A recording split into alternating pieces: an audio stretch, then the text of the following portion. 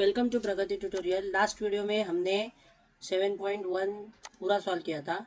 आज हम लोग फ्रस्टम ऑफ अ कोन के बारे में सीखेंगे। तो सबसे पहला क्वेश्चन ये है, फ्रस्टम होता क्या है। तो ये आपके सामने एक कोन है। अगर हम कोन को एक हॉरिजॉन्टल प्लेन में कट करेंगे, ऐसा ऊपर से काट देंगे, तो हमें एक ऊपर का पार्ट मिलेगा, that will be conical part, और एक नीचे का पार्ट मिलेगा। तो जो ये नीचे का शेप मिलेगा, उस शेप को हम कहते हैं फ्रस्टम।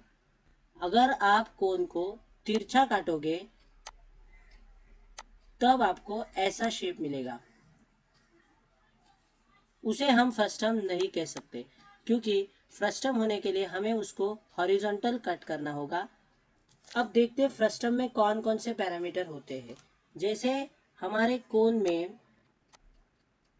ये होती है perpendicular height which is denoted by h।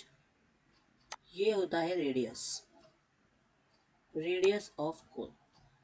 Frustum में कौन कौन से पैरामीटर होते हैं, तो फ्रस्टम में एक सर्कल ऊपर है और एक सर्कल नीचे है। नीचे का सर्कल ये बड़ा है, तो बॉटम के सर्कल के रेडियस को हम कहेंगे R1।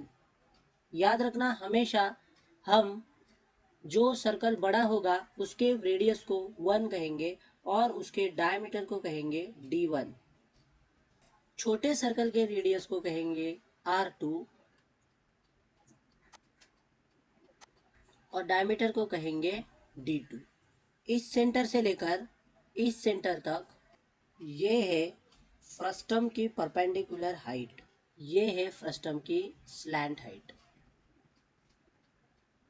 परपेंडिकुलर हाइट h से डिनोट करते हैं और स्लैंट हाइट l से डिनोट करते हैं। फ्रस्टम में आपको एक ऊपर का सर्कल एक्स्ट्रा आ जाएगा, इसीलिए यहाँ पर दो रेडियस होती है, R1 R2। R1 मतलब radius of big circle and R2 means radius of small circle.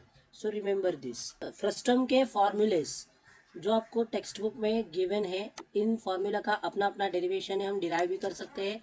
So remember this फॉर्मूले where h is height of a frustum. You can see in the figure, this is height. Small l is the slant height of a frustum. ये उसकी तिरछी length, that is called slant height. And R1 and R2 radii of circular faces of a frustum where R1 is greater than R2. R1 हमेशा R2 से बड़ा होगा, ये बात याद रखना। Then slant height of a frustum L is equal to in square root h square plus R1 minus R2 square. Formula याद रखना, CSA of frustum, curve surface area of frustum is, cone का formula था pi r l, पर frustum में radius 2 है, तो इसीलिए R के जगह पर आएगा R1 प्लस R2। ये आप यहाँ पर देख सकते हो, pi r l, total surface area of frustum. अब आपने कर्व ले लिया, ये आपका कर्व सरफेस एरिया है, उसे एज इट इज नीचे लिखो। और अब बचा कौन सा एरिया, एक नीचे के सर्कल का एरिया। सर्कल का फॉर्मूला है पाई आर स्क्वायर। नीचे के सर्कल की रेडियस है R1 और ये जो टॉप पर जो सर्कल है उसकी रेडियस है R2, उसका एरिया। तो total surface area of frustum का मतलब होता है curve surface area plus area of bottom circle plus area of top circle. Next volume, ये तो इंपॉर्टेंट है। वॉल्यूम का मतलब कैपेसिटी।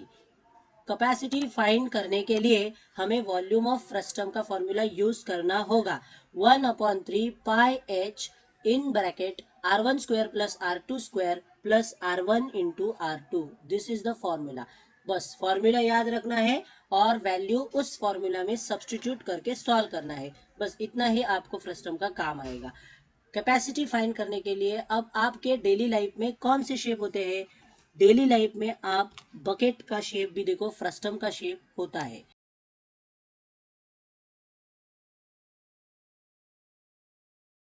इसकी कैपेसिटी हम फाइंड कर सकते हैं बकेट की by using concept of frustum. फिर इसका curve surface area plus base area find करके कितना मटेरियल लगता है ये बकेट बनाने के लिए, उस मटेरियल का एरिया फाइंड कर सकते हैं। ग्लास होता है आपका, वो भी फ्रस्टम के शेप का है। इस केस में टॉप रेडियस होगा R1 क्योंकि वो बड़ा है और बॉटम रेडियस होगा R2। अब सॉल्व करते हैं practice set 7.2। First question, the radii of two circular ends of a frustum shaped bucket are 14 centimeter and 7 centimeter। आपको फ्रस्टम की रेडियस दी गई है दोनों, एक है 14 सेंटीमीटर और एक है 7 सेंटीमीटर। तो बड़ा रेडियस है तो R1, ये आपका R2। Height of the bucket is 30 centimetre. How many litres of water it can hold, means हमें कैपेसिटी फाइंड करनी है, वॉल्यूम। तो सबसे पहले हम गिवन डेटा लिखेंगे।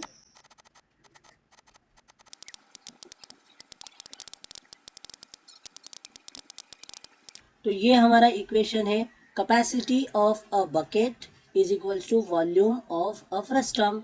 फ्रस्टम के वॉल्यूम का फॉर्मूला लिखेंगे 1/3 pi H in bracket R1 square plus R2 square plus R1 into R2। Values substitute करेंगे। 1/3 pi 22/7 into H height 30 into R1 R2 की वैल्यू 14/7, तो R1 square plus R2 square plus R1 into R2। सबसे पहले bracket solve करेंगे। Bracket के पहले की values as it is, 14 square 196 plus 7 square 49 plus 14 7 जा 98, 1/3 इंटू 22/7 इंटू 30 इंटू इन तीनों का एडिशन, इन तीनों को ऐड करेंगे तो आंसर आएगा 343। 7 1 जा 7, 7 4 जा 28, 34 में से 28 माइनस किया 63, 7 9 जा 63, 7 से डिवाइड करोगे 49 आएगा। 3 1 जा 3, 3 10 जा दिस 49, 10 जा 490, 490 इंटू 22। 22 का टेबल आप लर्न कर लो। 22 0 जा 0, 22 9 जा 198, 22 4 जा 88 प्लस 19 107, 10780 सेंटीमीटर क्यूब। अब हमें कैपेसिटी निकालनी है। कैपेसिटी मतलब लीटर में, 1 litre is equal to 1000 centimetre cube. तो मेरे पास 10,780 सेंटीमीटर क्यूब है, means how much litre. We will write, we know that 1 litre is equal to 1000 centimetre cube. Therefore capacity in litre is equal to 10780। इसे हम divide by 1000 करेंगे तो 0.3 digit के बाद लगेगा 10.780 लीटर, मतलब ये 78 लीटर। ये आपकी कैपेसिटी आ गई।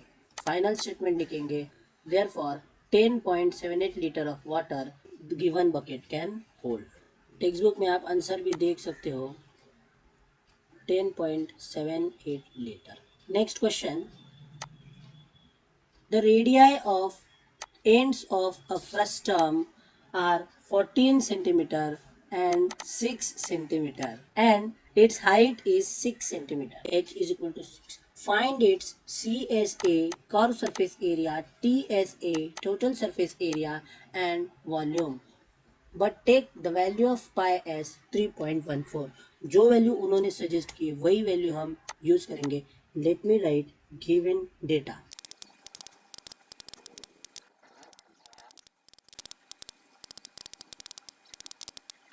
तो गिवन डेटा में आपको रेडियस 1 है 14, रेडियस 2 है 6, हाइट है 6, पाई की वैल्यू जो दी है वो, इस प्रकार आप लिखेंगे answer. To find CSA TSA volume. Solution, curve surface area find करने के लिए हमें स्मॉल l की ज़रूरत है।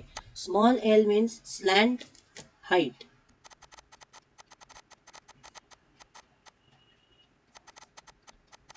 तो ये फॉर्मूला है slant height of a frustum का, is equals to in square root R1 square 14 minus R2 6 whole square plus H square 6 square.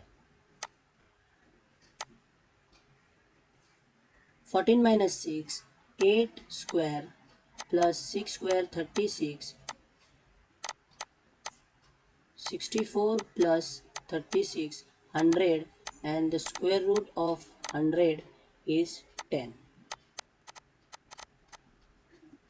अब हमें स्लांट हाइट मिल गई। Curve surface area of a frustum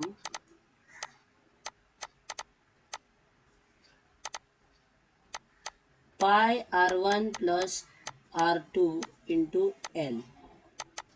पाई की वैल्यू 3.14 लेने को कहा है। R1 plus R2 14 plus 6 into L slant height 10। 3.14 into 14 plus 6 20 into 10।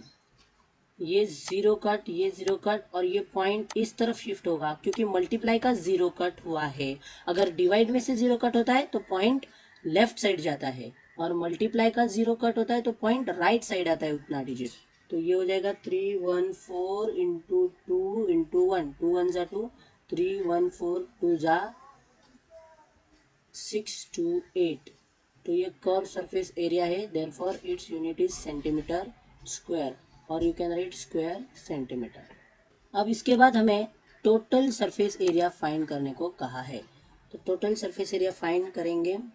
T S A of a frustum is equal to, तो आपका फॉर्मूला है pi R1 plus R2 into L plus pi R1 square plus pi R2 square. तो ये जो value है ये curve surface area की value है। ये कर्व सरफेस एरिया है pi R1 plus R2 into L, और जिसकी वैल्यू अभी अभी हमने पाई R1 plus R2 into L अभी अभी हमने फाइंड किए 628। तो ये 628 डायरेक्ट हम यहाँ पर रखेंगे। 628 प्लस ये दोनों टर्म से पाई कॉमन निकाल लिया बाहर, तो अंदर बचेगा R1 square plus R2 square. 628 plus pi की वैल्यू 3.14 जो हमसे कहा गया है, R1 square 14 square plus 6 square. 628 plus 3.14 into 14 square 196 plus 6 square 36।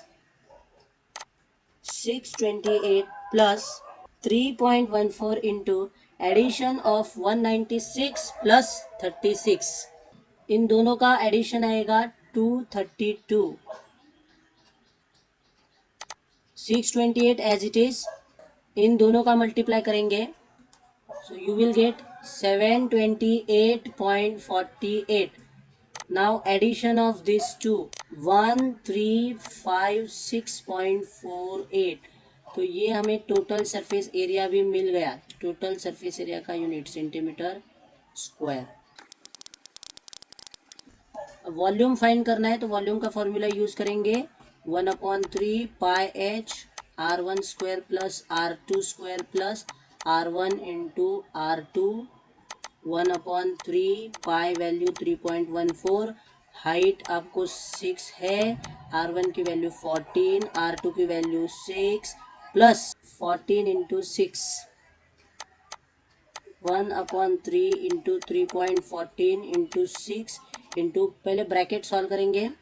14 square 196 plus 6 square 36, दोनों का एडिशन 232 अभी प्रीवियस स्लाइड में किया था, प्लस इन दोनों का मल्टीप्लिकेशन 14 6 जा 84, 1/3 इंटू 3.14 इंटू 6 इंटू इन दोनों का एडिशन 316, 3 से डिवाइड करेंगे, 3 1 जा 3, 3 2 जा 6, 3.14 2 जा 6.28 इंटू 316। अब इन दोनों का मल्टीप्लाई करेंगे,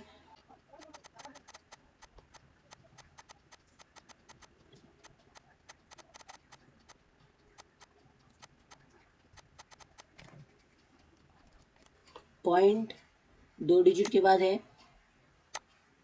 1984.48 since it is volume cubic centimeter volume of a frustum. Text book में आप आंसर देख सकते हो। 628 हमारा कर्व सरफेस एरिया था, 1356.48 total surface area and 1984.48 volume. Okay, last example of a frustum. तो थर्ड एग्जांपल में आपको एक्टिविटी दी है, तो एक्टिविटी सॉल्व करेंगे। The circumferences of a circular faces of a frustum are 132 centimeter and 88 centimeter, and its height is 24 centimeter. To find the curved surface area of the frustum, complete the following activity. Take pi is equal to 22/7. इस question में आपको given में है सर्कमफरेंसेस, not radius not diameter. ये बड़ा circumference है, इसीलिए इसे हम C1 कंसिडर करेंगे और इसे C2। और आपके पास सर्कमफरेंस का फॉर्मूला है, circumference is equal to 2πr, 1 लिख देंगे यहाँ पर। तो सेम फॉर्मूला यूज करके हम रेडियस फाइंड कर सकते हैं और फिर हम रेडियस के बाद CSA कर्व सरफेस एरिया के पास जाएंगे।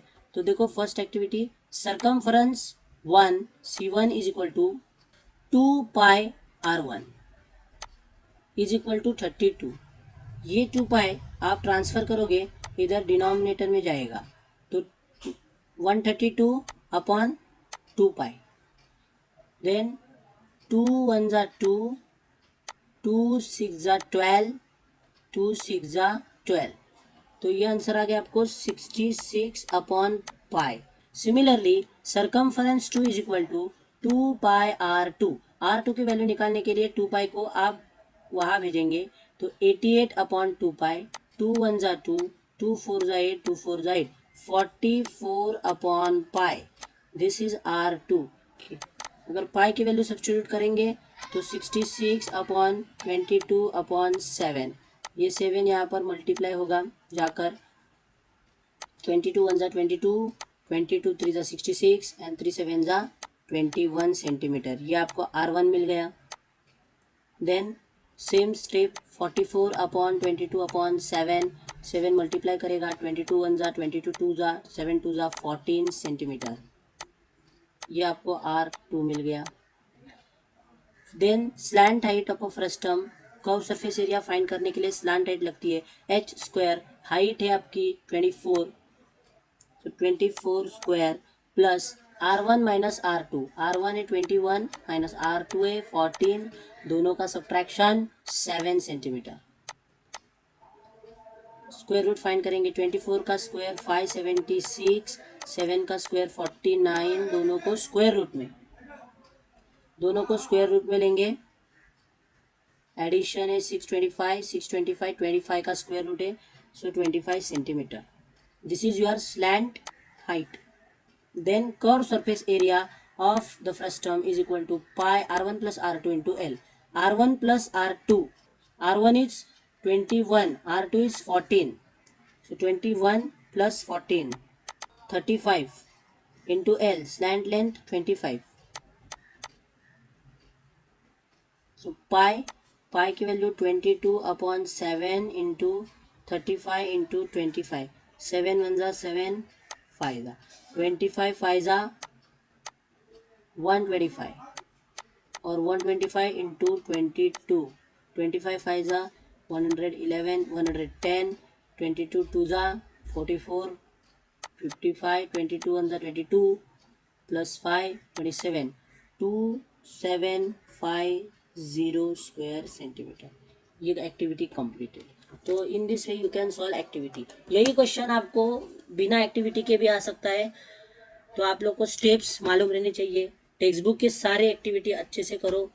तो हम यहीं पर स्टॉप करते हैं, हमारा फ्रस्टम का कॉन्सेप्ट और टॉपिक हो गया है। नेक्स्ट वीडियो में हम area of a sector, frustum में हमारे 3D शेप्स खत्म हो जाते हैं। अब आगे के 2 एक्सरसाइज में हम 2D शेप्स के बारे में स्टडी करेंगे, area of the sector, area of the segment and length of the arc. Thank you.